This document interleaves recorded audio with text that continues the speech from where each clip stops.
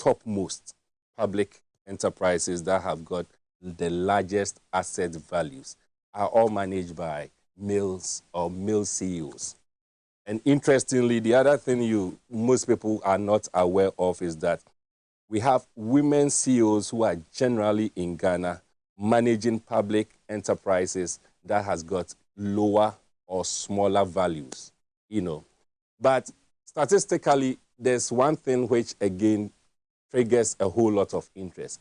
And that is statistically, not just assumption, but statistically, a higher percentage of female CEOs led their public enterprises to create positive returns compared to the male CEOs. So in other words, the enterprises that we have in this country that are being led by female CEOs, it looks like, or actually it presents a higher returns. They are doing far better than that of the enterprises that are being managed by the male CEOs. And that is why this evening we are going to have an interesting topic. And the topic that we have has to do with whether or not, I think the topic should be on the screen for us to have a look at it. I want viewers to also have a look at it. So we are looking actually at gender equality. And the gender equality we are looking at is in the public sector leadership. And the question we are asking ourselves this evening is, where is the equality? Where is the equality that we are talking about? Our WhatsApp line that we are going to use to have this interaction with you is also on the screen, 050-888-1800. And that is what we are going to discuss this evening. We will take a quick break, but the interesting part of it is that even before we started this program, there has been a conversation online by some of the viewers, and some have presented some interesting positions on this topic. And I just want to read through some of it as we still solicit for your views and your comments and your questions. This one says, I'm interested in hearing from your panelists. I think it should all be based on offering equal opportunities to all competent persons. And the underlying word here is competent persons, and not necessarily gender being male or female. The other one says that the fact is that women work twice as hard to prove themselves. We are passed over several times before being considered, especially after there is no man available. Usually we are paid less than men. And this, I did a search on it, and I realized that even in this dispensation, there are still organizations that decide to discriminate when it comes to payment. And they pay ladies less than men for equal work, the same work that is being done. And I think it is unfortunate. The other one says that most are asking for equity because issues bordering on supporting women require giving us intentional space to thrive. So here, the operational word is intentional. And that is the reason why the sender says that it is very important for us to give attention to this issue of equality, gender equality, particularly in the public sector leadership. There's another one that says, depending on the personal understanding of gender equality, it is good, but this shouldn't be the only criteria for gender equality or sharing of executive positions. So this one is also looking at going beyond just giving positions to people in the name of gender equality. He thinks that gender equality alone shouldn't be the yardstick and that it should go beyond that. I promise you this is going to be a very interactive one, and it's going to be an educative one. We are going to take a quick break, and when we come back, I'm going to introduce to you our guest. Today we have two guests, and that is the first time we are having two guests on this show. So we are going to have two guests to discuss this very important topic. Just stay tuned and alert any of your friends, your colleagues, your relatives, and tell them to also tune in, because surely they are going to learn something good. Together we are going to transform this country. Stay tuned. I'll be right back.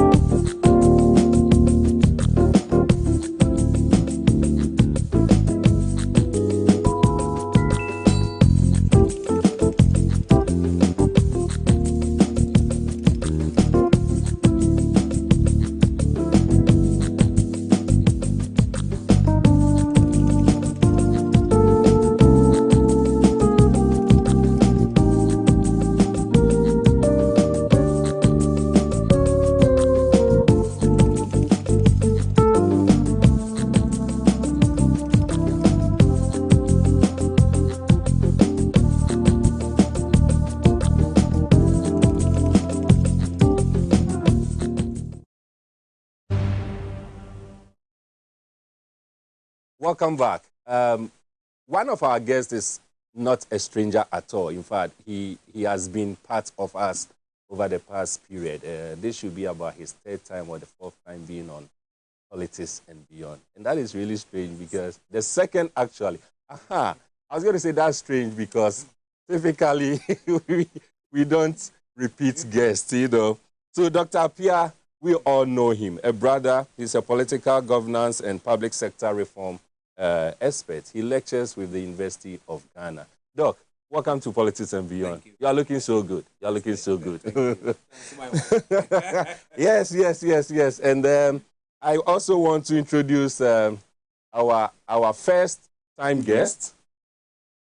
She says that she is the student of Dr. Dan Appiah. We have Miss Yayira Portia.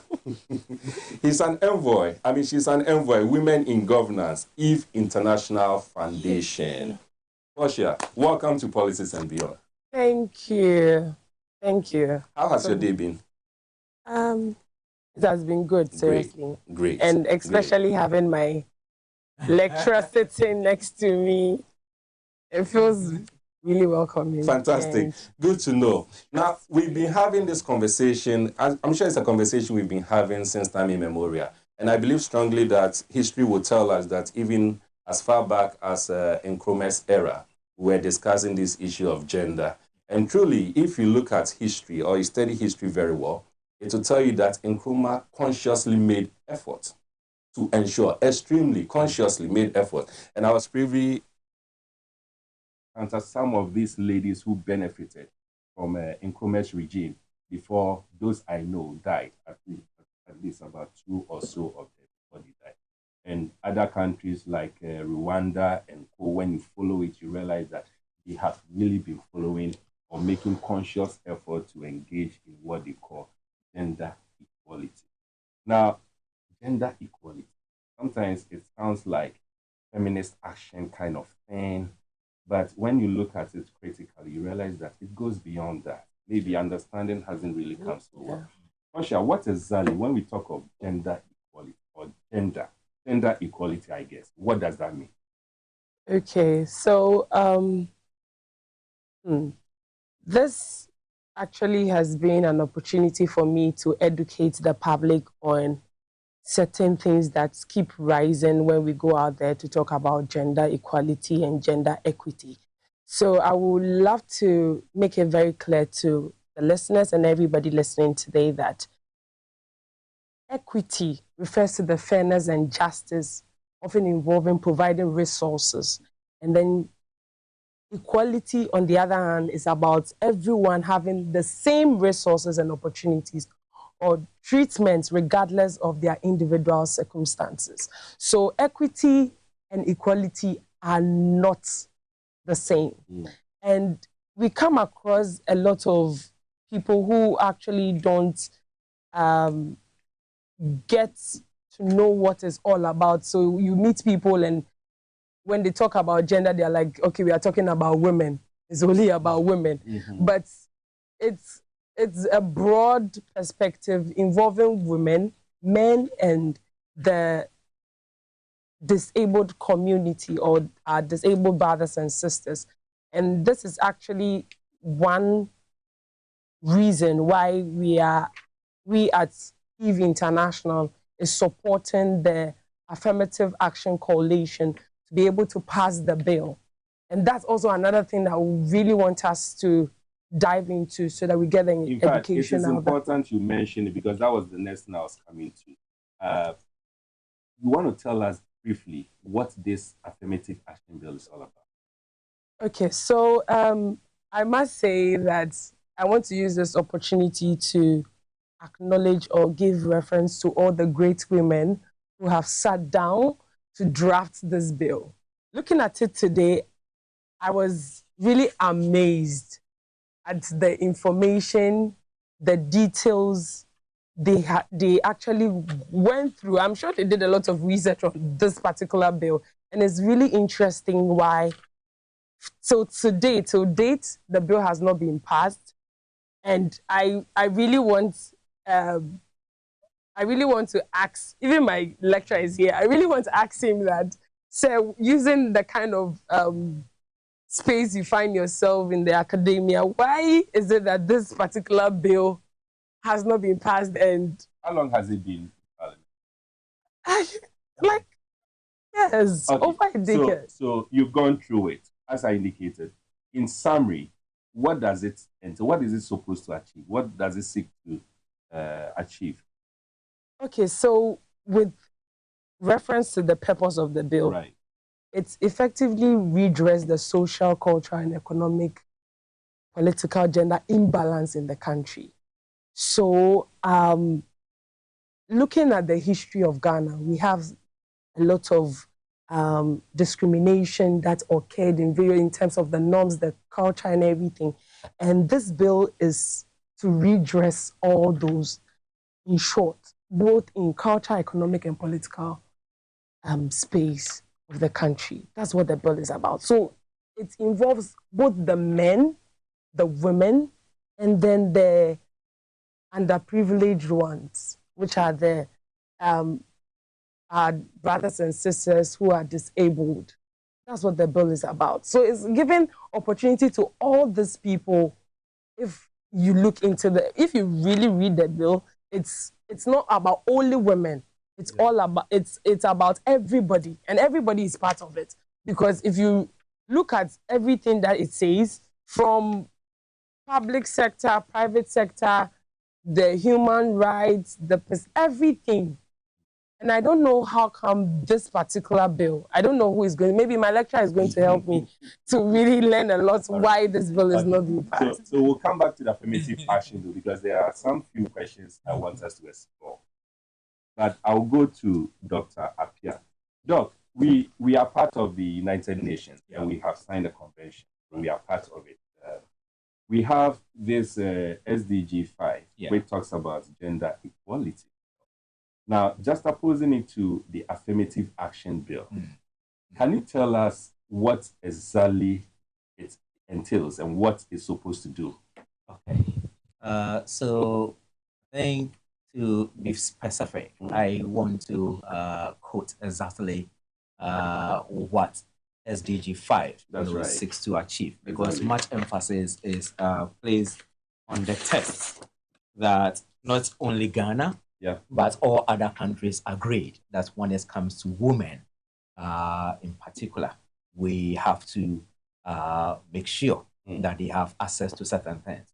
And so across the globe, and all countries agreed under SDG 5, 5.5, that countries must ensure women's full and effective participation and equal opportunities for leadership at all levels of decision making in political, economic, and public life. What, in essence, it seeks to achieve is that across countries, if you look at leadership decision making, they've been dominated by men or males. And women generally have been relegated to the background. And it is time that we ensure that both men and then women have full and effective participation when it comes to decision making, political decision making, economic decision making, and also access to opportunities for enhancing life, for our freedoms, and resources to achieve what everyone aspires to achieve. So that is what basically Ghana and all the other members of the United Nations have agreed to actually do. So the affirmative action, if you have to link it to that, it's simply then is saying, as Portia explained so well, that at the end of the day, we have to make sure that particularly women and vulnerable groups, but because we are dealing with SDG 5.5, I want to focus on the women. The women who have been neglected, who have been left out of political decision making, out of leadership, out of when it comes to sharing our resources.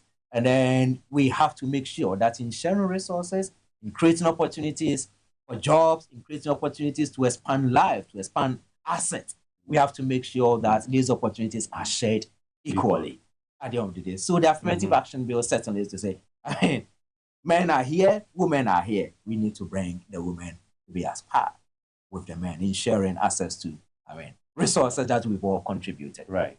You used a word which got my attention. Women who have been neglected. Right. Neglected by who? Okay. So when I say neglected by who? Yes. We are talking about the decision making when it comes to governance. Right. And within the governance space is dominated by the men. And so to say neglected by who, that should not be something very difficult for us. Because the reason why I asked by who, right, that if you look at our constitution, particularly in Ghana here, we are practicing democracy. Okay. And the democracy we are practicing does not prevent anyone from pursuing any political or leadership ambition. Okay. Unless we are talking or we are limiting it to probably appointments. But when it has to do with elections, there hasn't been any instance where any lady or woman has been prevented from contesting any position. And so it becomes difficult for anyone to present a picture as though women are being neglected. And that's why I'm asking, neglected by who? That's an excellent question. I mean, if we have to look at democracy, and even, from Greece or from Athens, I mean, the democratic space, the polis, where people meet or mess to make decisions, it was a space that was only reserved for men, and so women were not part of the space at all. And even if you come to look at modern democracy, electoral democracy, as it evolved, even in the advanced countries, we can take the case of the United States. Women were not actually even qualified to vote at the end of the day, let alone even to be voted for. Right. And Ghana even adopted legislation empowering women to vote before US even adopted legislation empowering women to vote. And so historically, if we are to look at the democracy that you are talking about, the democracy was participation in decision making to take decisions for the public.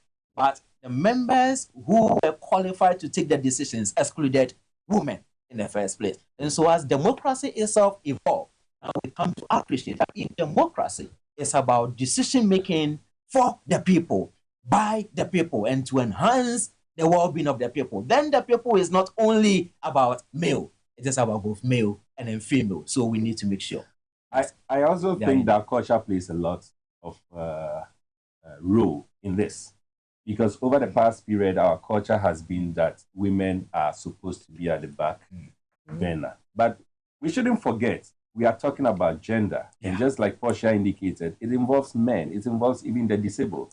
So the conversation shouldn't just be limited to women being neglected. In all of this, someone will want to ask, and for me, that is where my interest lies so much. Whether male or female, gender, disabled, able, whoever, how does representation, equality in these areas affect development in this country? Well, I think before maybe, we need to correct some things. Affirmative action involves men, women, disabled. Exactly. When we talk about gender, we are talking about the two sexes, male and then female. And so for this topic, gender equality, the focus is on male and then female at the end of the day. And so the question that you raised, I mean, how does this really ensure development? In making decisions, men have got their own priorities and ideas about the things that matter to them. In the same way, women have got their own ideas and priorities about the things that matter to them. As a man, I have children. I have never carried a baby in my womb before. There is no way I can make a decision for a pregnant woman and then know what she actually, wants or need in order to cope with the difficulties of carrying pregnancy. And so that's why we are saying that when making the decision, you have to ensure that both the male and then the female are there, because some of our needs as male are not the same as the needs of female. And so when you bring both to the table at the end of the day, it contributes to making the whole, whatever decisions that we take, it contributes to make it whole It makes us complete at the end of the day, because decisions that are taken affects the home. And in the home, it's not only the male. It is both the male, the female, the husband, the wife. And so that is why it is important that we bring both to the table so that we can have a holistic, approach to the development process. And I can see Portia nodding and nodding. Portia, listen, I know you're happy about it. I know you're happy about it. Now, remember in my intro, I indicated that statistically, and that seems like statistics is on your side, where we are looking at the female CEOs that we have in this country. It looks like the enterprises that they are managing, the returns seems to be far better than the enterprises that are being managed by the male. What do you think will have accounted for that? Okay, so I must say, you think we should give the women more space in terms of managing more the enterprises? Okay, so Ima, just like my lecturer rightly said, and I'm so happy. How I wish every man is like my lecturer right now. It will make things very easy. As he rightly stated that when it comes to policies regarding women, it's only the woman who will really understand what she really needs or what the woman really needs. Just like the CEO is, they always have that kind of foresight to know that, okay, this is needed. Let's look out for this. Let's manage this way. They already manage the home. So just having them manage a particular business or company is the same as the home. So if they are good at managing home, why would you stop them from managing a company? There has been an argument of not just picking a woman, giving a woman an appointment or electing a woman, but it's also about competence. Is it that over the past period, women have not been able to prove to the public that they are competent enough? Remember, and I'm sorry to use this example, but remember during the late Atamil's administration, prior to him becoming president, he promised that he was going to give a certain quota of his appointment to women. And when he got the opportunity, after making all the appointments, it happened that the quota was not up. He was questioned, and he said that he was finding it difficult to get women to occupy those. I think that the narrative today is different.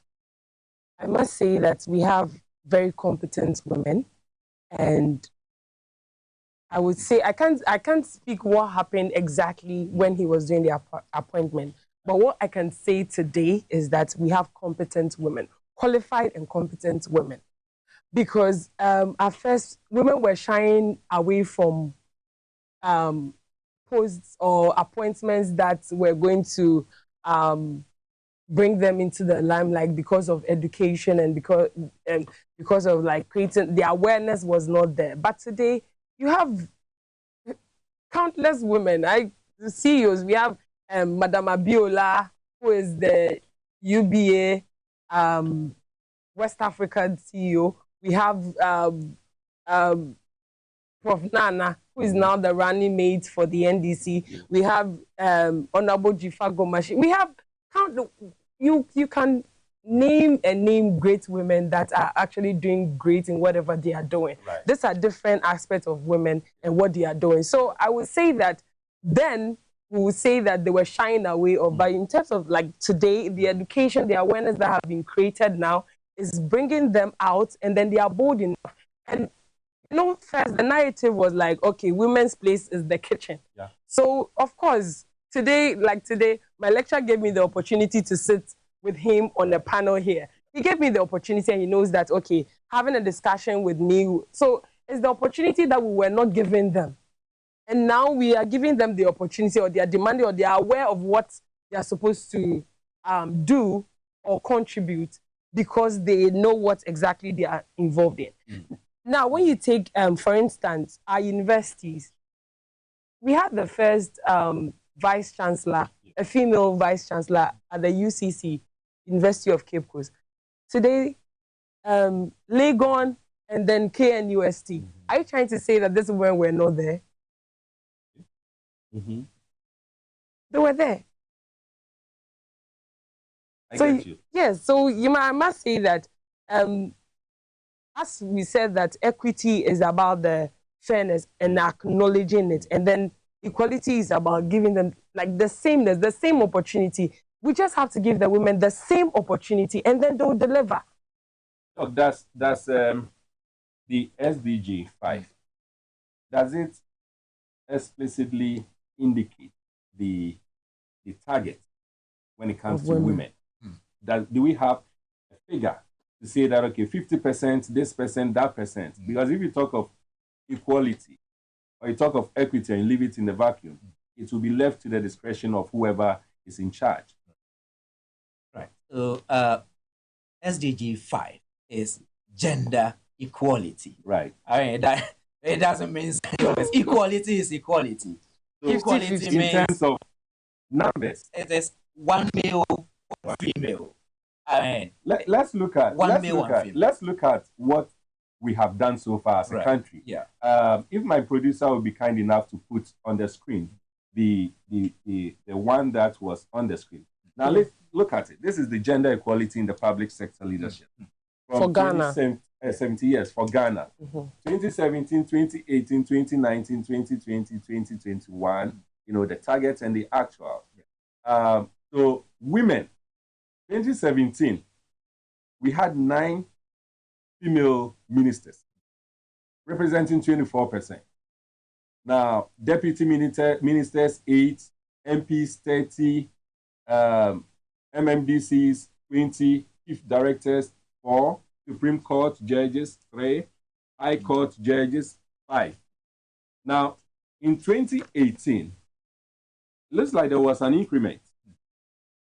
Ministers now to 10, 2019 to 13. 2020, the actual, 9. 2021, we're targeting 40, but the actual was actually 20. So it actually came down. That's what it means. Yeah. Now, if you look at the deputy ministers, from 8, 12, 10, 7, and then it went to 10. MPs, 30, 37, 38, 38, to 40. In fact, if we dwell a bit on the MPs, what it means is that because the ministers, deputy ministers, they are more like appointment. It is the president who decides to appoint. But the MPs are elected.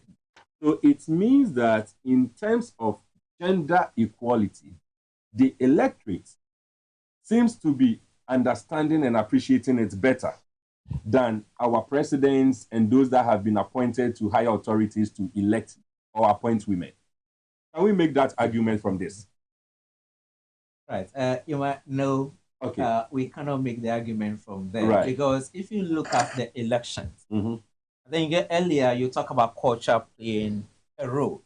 You can see that the target that was set for 2021 was to get at least 40% of the MPs being female. Right. But then we ended up with only 15%. So the electorate, elected 15%. If you consider the appointment is higher, where we had 27% target for deputy ministers and then 20% for ministers. No, just a second, sorry. But we are looking at the MPs. The actual target was 40%. Yes. Who set that target? So we set it for ourselves as a country. As a country? Yes. The UN target is as a 1 male, 1 female, 50-50.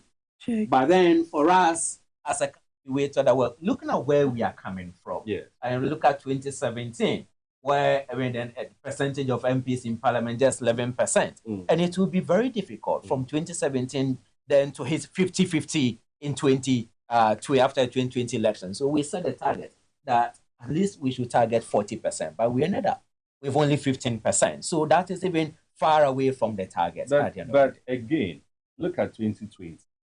We had 14%. 2021, we had 15%. Isn't that an improvement? The 1%? Target, yes, the target is 40%. And then already the 40 is you. not, it's not 50, I get and you. then It's you not make 50, you make just that snail pace of 1%. You consider you juxtapose this to countries like Rwanda, Yes. where we are talking about, I mean, more than 60% of the legislators in the lower house, I mean, being female. You consider Senegal, where you have over 40%, about 46% of the women being, of the legislators being female. And these are countries that have made tremendous kind of growth, or they have taken some kind of tremendous kind of steps towards economic development. You know, and we sit here, we all marvel at what is happening in Rwanda or Senegal or other places. But what they have done is not to leave their women behind. To say, come on, at the decision-making table, they understand the huge contributions that women bring to the table. And they've understood that if you bring women to the table, they have a lot to contribute to development. And by the way, I mean, globally, it has never occurred that we've had two countries that have ever gone to war where you've had both leaders being women. It's not even occurred where you have even only one woman leading a country and then attacking another country. Always is being male. War has always been between both. So at the end of the day, there has been a lot of research that shows that if you have women in leadership positions at the highest level, it improves peace, it improves development.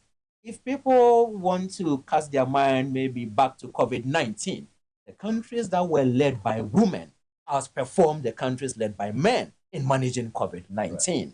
You know, so there's a lot actually, you know, going in favor of Yaira, and then I mean, we have to really bring them to the table. There's one, I raised the issue of culture earlier. Yeah. And Yaira, I'm coming to you on that. How do you think our culture has affected the blooming of women into leadership positions or having to achieve the gender equality? And I can give you a practical example. For instance, if you have a husband at home and you are a CEO somewhere, you go for meetings and you're supposed to close as late as 11 p.m. Get home around 12 p.m. You have a husband at home, you have children at home. I mean, these are real issues. And I believe if you assemble about 10 men, and I believe Doctor and I will be part of the 10 men, and our wives goes to meetings and all that and comes home midnight, and all that, we will surely not be so happy with that. And it may have a way of affecting women to even put forward their skills in terms of getting into public sector leadership. How has culture, particularly in this aspect, affected women and has affected the entire nation in ensuring that we achieve the gender equality that we've been talking about? This, I'm not married, so I don't think I would just use your case studies. But I think that I was reading a scripture like today, and then I was asking myself that, okay, Deborah actually led the whole team, fought, and then got captive. Was Deborah married? Yeah. Yes. Or if Deborah was even married, did her husband allow her to go fight and come back and all that? I realize that sometimes when it comes to our culture, we just need to educate ourselves. And also, the same way the man goes and then comes home at 12 p.m., 1 a.m. Yes, I went out to work or something. It's all about communication. So I think that to find solution to that problem is all about communication and finding alternative ways. So if he has to eat at maybe 9 or 8, you get the food either to him or you get your house help to prepare for you. It's still the same. It's just the man just needs to understand. But my issue is that our culture. I'm surprised how all my cameramen are laughing. Yes, because you want us to understand. And then when we get to the table, You tell us that we have to go and cook. It's like kind of like dicey. But this culture we are talking about, I think I went for a Muslim funeral and I realized that the men were sitting at one angle, the women were sitting. That's part of their yes, worship, and then the women were sitting at the other angle.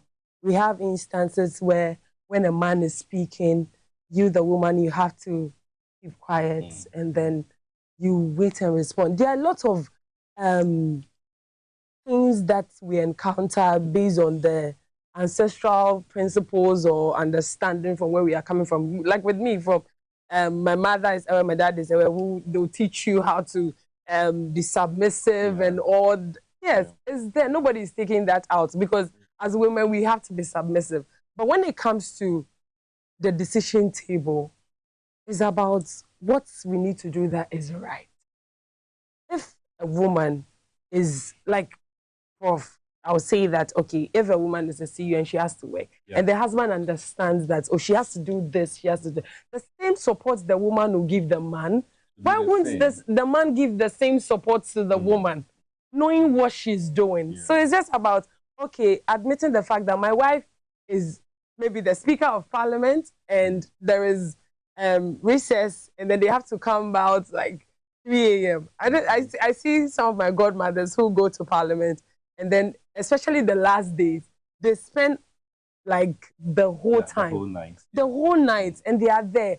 Of course, their husband knows that they are in Parliament and they have to do this. They have to do something to benefit all of us. So the support needs to be there. The men should just give the women the support and the women will also give them the support. I agree. Thank you. I agree perfectly to that.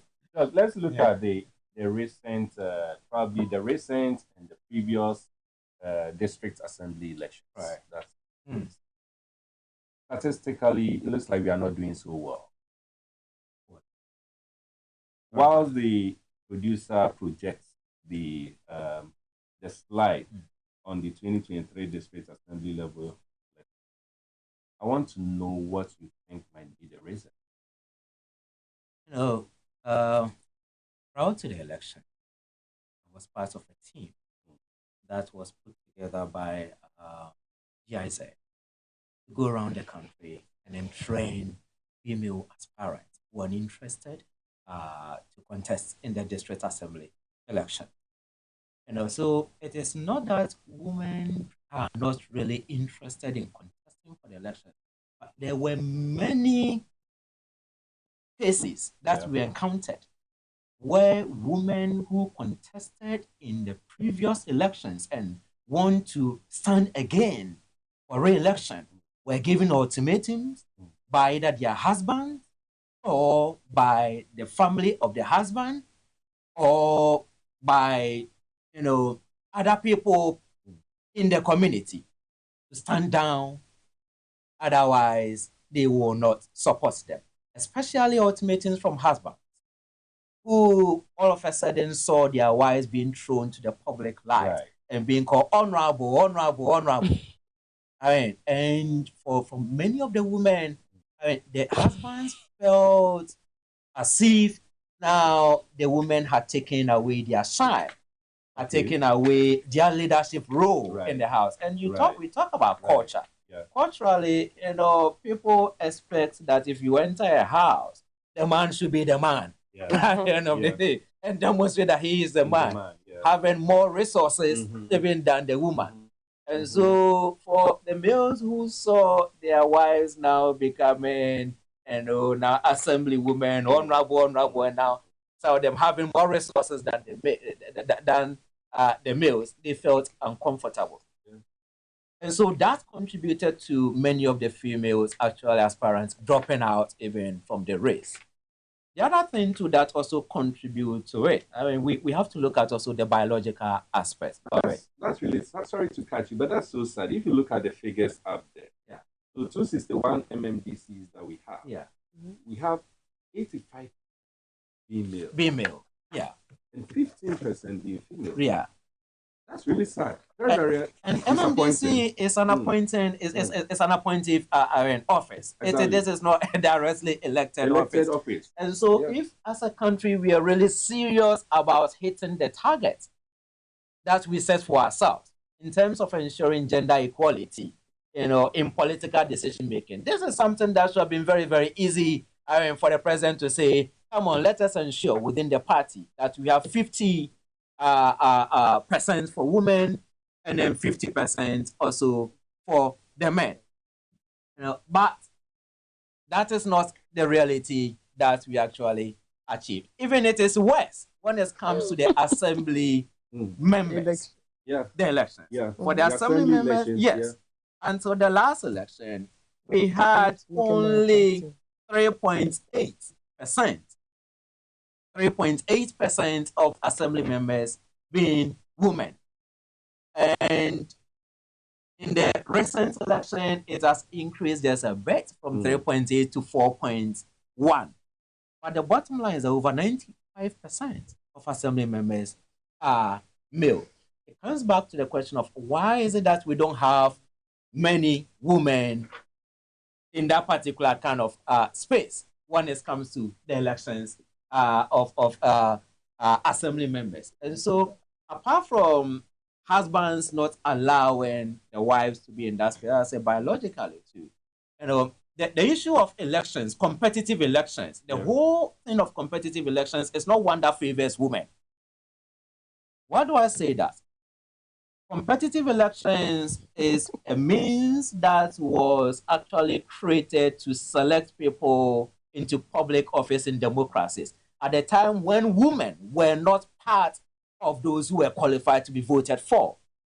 And to campaign throughout the period, it assumes that all things being equal, no major physical changes in your body. Yeah. You should have the strength moving from community to community, have the resources, and then all that. I said, these are mechanisms that were created at the time when women were not part of the democratic decision making. But you apply this same kind of mechanism to the woman. The woman expresses interest to contest in an election, files nomination, and along the way gets pregnant. This woman will not be able to go around from community to community, campaigning throughout, especially during the late stage of the pregnancy. Well, my wife is a midwife. I know what they go to when I go to the hospital. But the man doesn't get that kind of physical change in his body, and so goes around to do all the campaign and then gets elected. Now, over the years, decades, as the years go by, you find more men now getting into that space, and then fewer and fewer women now going down, and then just fewer and fewer women being elected into that space. So biological things, really, biological processes work against the women. And so if we are really in a democracy, that is why if we look at the countries that practice what we call proportional democracy, where at the end of the day, you vote for the political parties, and then the percentage that the party gets, they ask the party to now appoint that number or that percentage into the legislature. You see that countries practicing proportional representative democracy, they have more women in their parliament, because it doesn't require that men and women have to campaign throughout the 9 months or the 12 months at the end of it. It's about, you say, competence, who can do the job. And so we should not have a system or a mechanism that discriminates or disfavor or works against the interests of women at the end of it. So the mechanism itself is a problem for women. And as democracy advances, we see more and more democratic countries moving away from this competitive winner-take-all system into proportional democracy in a way that will give that kind of fair grounds to, both male and then female. As I said, and there are also cultural reasons that also work against the women. It is expected, the woman should be in the kitchen. Or when the children come from school, at the end of the day, the woman should be there to prepare the food for them. And that's how we were brought up at the end of the day. When I return from school, I don't go in and ask, where is that? You find out where mommy is. I go and then look for mommy at the end of the day.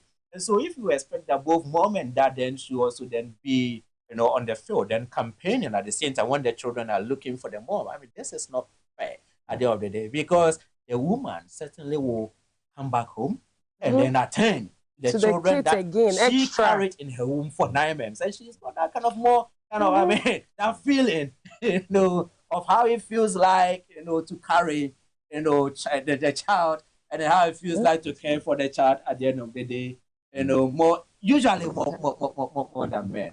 So there are biological things, there are cultural things, and then the mechanism is, as I said, it's a mechanism that was innovated by men and for men. It wasn't. This election was not innovated by women for women, and so we have to look at more fair mechanisms that actually gives equal opportunities for both men and women to be in the political space.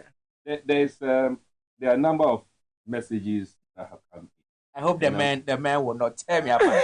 I'm talking about the facts on the ground. I'm going to read some of them, but whilst I read them, Portia, after reading, I'll come to you. I know you've done a bit about this affirmative action. I want to know what its current state is as it stands. And then I also want to know from you, from the works you've done so far, what you think are the impediments for which this bill has not been able to be passed. After 20 years. After 20 years, it hasn't been passed. Now, this one says, good evening, Mr. Wilson. Gender issues are very sensitive and as such must be treated with sincerity and open-minded approach. For your introductory remarks, it is fair enough to say for better returns, opportunities should be given to the female in public enterprises in order to maximize potential results. And this is from Kwame Nyako at Achiase Senior High School. So that's great. This one says, Mr. Host, some women become so arrogant when they are given the leadership role. I am a victim. This is Isaac Tema, and he says, good evening. Hi, good evening, my boss. Watching you live from Ejumako, Asasam in Ejumako, Enyam, ACM constituency. I am Thomas. All right, Thomas. Good evening, boss. Please check the sound. I really love your program. This is Hayford from Bato. I don't know if the sound is a problem with it, but probably I'm sure it has been fixed. So yes, thank you for bringing it to our attention. Mr. Wilson, if Ghanaians make another mistake and vote for the NPP, then it is our own cup of tea. The John and Jane ticket is non-negotiable from Kobe to Chiman. Okay. Honestly speaking, Emmanuel Wilson, Baumia can never be a president of Ghana. Oh, both history and records have evidence to buttress my point. In the year 2000, Kufuor won the general elections after contesting 3 times. Okay, I don't see the gender in here. Okay, so Chairman General Nana Kofi Atochi, thanks for your message, but I really don't see how it relates to our topic. Good evening, Mr. Wilson. Let's not forget the societal stereotyping and culture of women.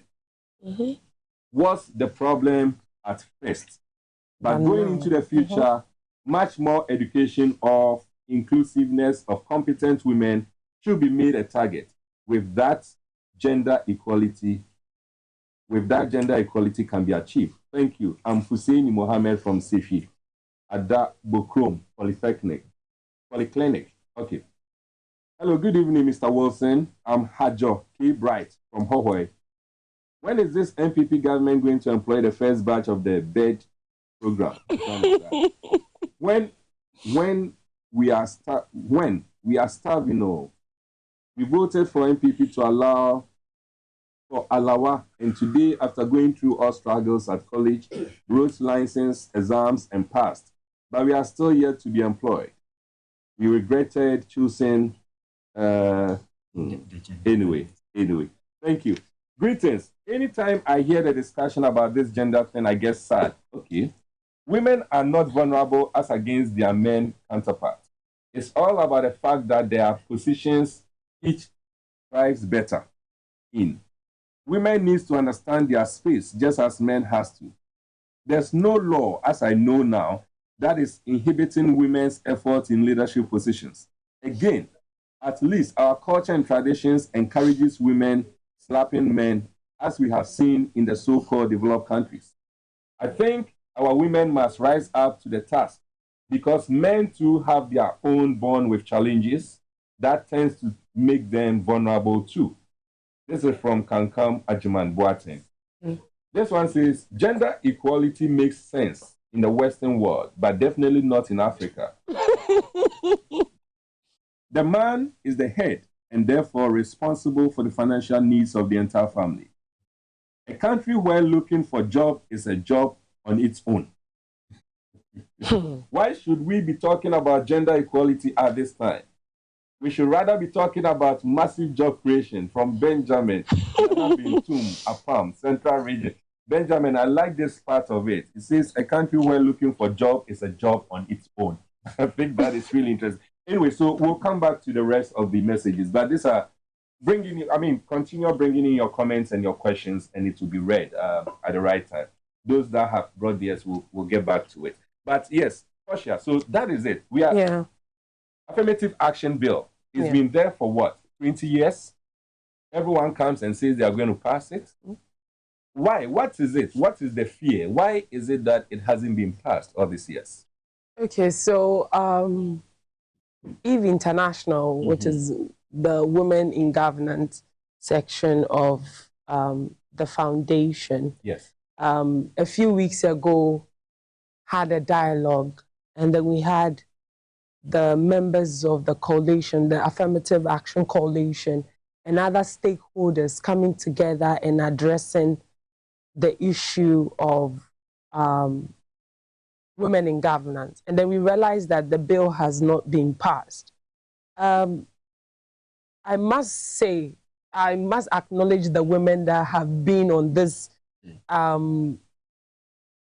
campaign or this action to make sure that the bill to be passed. But I must say, it's something that you ask yourself, if we ask ourselves why is it not passed, of course, political will be the first I'll look out for. And currently, far advanced, you see that looking at the decades, why exactly was the reason? I think when it comes to such bills or such policies, you realize that a lot of things are part of it. And I know the speaker is doing everything possible to pass this bill, but I think that the best information to put out there is the team or the coalition, which Auntie Sheila and other Honorable Nana Oyelita and other women who contribute to putting this bill together will be able to tell us the reason. But what I know currently, or the information that has been given to us, is that the speaker is pushing for the right thing to be done, and hopefully the bill will be passed. That's what I must say. And then we also concluded after the dialogue that we are going to support the coalition as EVE International to be able to push the agenda, educate people, because I think it's more of the education, as someone said, right, that is not supposed to be about women only. The bill is not for only women. The bill includes the men, includes the vulnerable people, communities, and everybody. So we just need to take the information out there, educate the people more for them to understand, even educate some of the men in parliament, because I feel that the male members of parliament, some of them don't understand, so they are not supporting us. Like my lecture, I think we need to advocate for you to go to parliament and then educate them so that they understand. Maybe by that doing, we'll be able to have them to all support, because we need the men on board for them to support us, and then we support the coalition or the stakeholders to make sure that the bill is being passed. And I think Speaker of Parliament, right, Honorable Bagbane, is doing so well. And from what I have seen, he's given the female members of parliament the opportunity, and that is exactly what we want. He's pushing and he's making, like, testimonies is clear. I have evidence of them going to represent him and all that. So the opportunity is there, but at this point, what we need is to educate the public, educate our men, for them to know that this bill is not only about women. We have 20 female MPs. 40. I'm coming. Okay. We have 20 female MPs representing the NDC. We have 20 female MPs representing the NPP. 40 MPs, female MPs in Parliament. And I think it is one of the highest in the Fourth Republic. Yeah. What have they been doing? They've been working. Of course, what would they be doing? I mean, they're doing a lot. But 40 compared in line with about 40 compared to 275. So in line with ensuring that the bill is passed, what have you seen them do? Or are there any specific individual? No, I'm not saying you to shame anyone. But you want me to mention the names to uplift? Oh, exactly, okay. To uplift. So are there individuals who you can see that they've done some exceptional work in pushing this bill to be passed?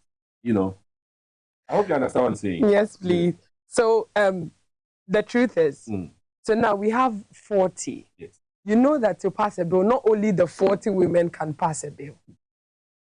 You know that. I know that. Exactly. So what we are actually trying to say that we need the media houses, just like you're doing. We need the academias. We need everybody. I also know, in as much as we need more than 40 to pass the bill, particularly in this era where we have what we call the hung parliament. I also know that just 2 or 3 individuals can boycott parliaments, and business of the day will be halted. Don't worry, we'll boycott parliament. 40 MPs, and you just have about 10 or even 5 deciding that before this particular bill is passed, we must ensure that the affirmative action bill is passed into law. Don't you think that we would have done this long time? That's true. That's what I'm saying, that, you know, when you are dealing with men, right, you need to lobby. This bill, to tell you the truth, I've been wondering why the men are not supporting this bill. But I must say, the committee is on it. From the information that was given to Eve, it's on it. You see that everything here right now, you can take a look at the bill. Everything here now has actually, this up to 20, I think this was signed by the minister, 2023, July 2023. So it's, and like, I think everything I've read in this bill actually like communicates exactly what we are looking for. And I think that this information should be given to the public for us to take a critical look, explain, let everybody understand. But to tell you the truth, Eve has agreed to support the Affirmative Action Coalition, stakeholders, Oxfam, everybody. At the dialogue, it was so like, it was a good one. We had people coming on board to take the next initiative. After now, or after today, what next? I must say, what next? So we are looking at how possible best. As you said 40 of them, can't they boycott? We are going to boycott so that maybe Speaker will listen. We are going to take a quick, maybe Speaker will listen to us. Commercial break. And that's going to be the last break for the show. When we come back, we'll be wrapping up. Our time is almost up. So stay tuned. Let's take this quick commercial break and we'll be right back.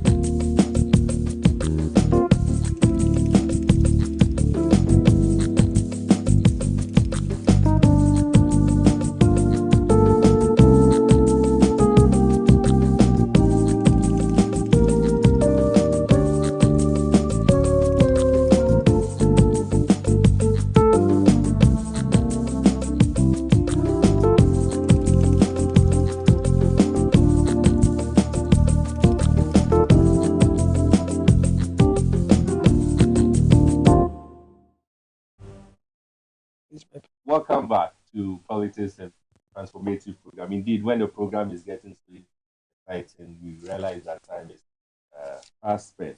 This one says, in as much as we want women to be pushed to higher office in the public sector, women should not neglect their home and family. And this is from Andrina. Did you hear that? Yes. Okay. Maybe if you want to make a comment on that. This one says, hi, Mr. Wilson. Good evening. How does gender inequality in the public sector impact decision-making process? Doc, I think you'll be interested in this. I'll go over it again. Good evening. How does gender inequality in the public sector impact decision-making process and policy outcome? And this is from Millicent Selom Ababa from Bishi. Hey, Bechley. Okay, this one says, good evening, Mr. Wilson. My name is Reverend Justice Apusa from Po.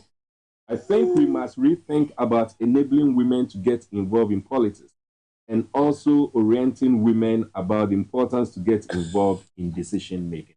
I think that is also very important because most of the competent, into bracket, competent women, they find it difficult to offer themselves. Maybe because of culture, because of what have you, but they find it difficult. I have experienced that, a number of times. I've practically seen women that we have tried coaching into, leadership positions, and they have rejected it, and they said no, they will not be part of it.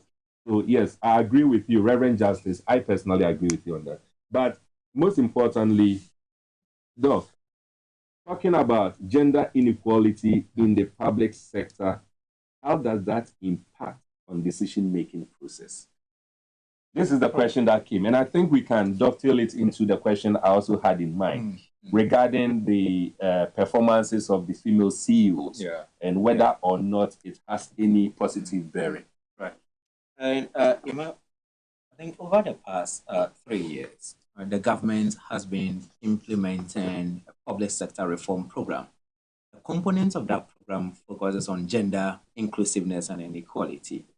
And until that component focus on gender inclusiveness and equality, the organizations that are involved in this particular project did not have what the women call as a lactorium, a place where women who have got babies, will sit and then breastfeed even their babies. Yeah. But through this program, and then creating the awareness that, look, women who have given birth, babies, after the 3 months or so maternity period is over, when they come to the workplace, unless we have organizations create a place for them to go and then sit and then take care of their babies, it compromises their productivity. And so by throwing that kind of light on creating that particular environment for women also to be able to take good care of their babies, now it has led to now the creation or the establishment of structures and then rooms and then office spaces for women to be able to take care of their babies whilst at work. So this is one of the importance of highlighting the issue of gender inclusiveness, gender equality in the decision-making space. If you go around many of the district assemblies, you see that the areas where you have the female MMDCs, they focus on projects like healthcare, markets, schools, because they really understand, the woman understands that when it comes to taking care of a child who is sick, you go to our weigh-ins and then see how many men are there taking their children there. But because the women really understand this things, go to the districts where you have women MMDC or female MMDCs. Right. You see that the projects are focused on those things. The males, of course, they will construct the roads. Some even will construct the cemeteries. They are thinking about these kind of things. But seriously, the bottom line is that there are certain kind of projects that when you bring the women in, they really throw a lot of resources in there, like the healthcare facilities, education institutions, market centers, and then all that. If you have to leave these things for the men, you see a big gap in there. So it is very important that you bring both the men and then the women to the table so that you have this kind of holistic development, of communities. Yeah. I think the issue maybe we may come back to to No, that. our time is all up. So right. yes, go straight and then, yeah. If you look at the 2021 state ownership report, Exactly. the results show clearly that if you look at over 100 organizations that submitted information about the profitability of the organizations, you see that there are only 16 women. There are only 16 female CEOs, compared to over 80 male CEOs. But the overall efficiency of the female CEOs is above that of the male CEOs. You look at the overall efficiency of the female CEOs, the 16 female CEOs who have been given these organizations that really have very small asset base to manage compared to the male who have very large organizations, very large asset base. And yet, giving the women this little room, they have proven that certainly they can do better if given the opportunity to also help manage our country. And we are a developing country at the end of the day. And as a developing country, if we really want to lift ourselves out of poverty, then the women who have proven that given the small resources, they are able to really even outperform the men. The issue is, let us going forward make sure that we now prop up many of these women. And our population is more females, 50-point-something percent, 7% of females, compared to 49-point-something percent male. We cannot say that we can't find 100 competent females to manage our organizations. But as I said, the result is clear that women are more efficient, or the few female CEOs have proven to be more efficient, although they have been given the poorest of public enterprises to manage. And so let us make sure that going forward, we encourage more female CEOs to manage our public enterprises. So at least just like the Rwanda, Senegal, and others, we'll be able to also catch up in the development. Yeah, your last bite on this. Yes, so I just want to use this opportunity to appreciate our female members of parliament who are doing so well to push the bill, and also to appreciate the Affirmative Action Coalition, and then all the stakeholders. I know it has not been easy, and also give a special appreciation to the Speaker of Parliament. He's doing very well, and I must say, the bill will soon be laid to Parliament, and then we'll take the necessary actions from there. But Eve International will also contribute enormously to the passing of the bill. We'll try our possible best to come on board to support whatever is needed for us to take this bill to the next stage. Yes. Okay. So viewers, this is where time will allow us. There are a number of messages that have still come in. Let's continue with the conversation even outside this studio. And there was one interesting thing I wanted us to talk about, but time is really fast spent. And that has to do with the appointment of Professor Nana Jane. What's the name? Nana Jane Ajiman.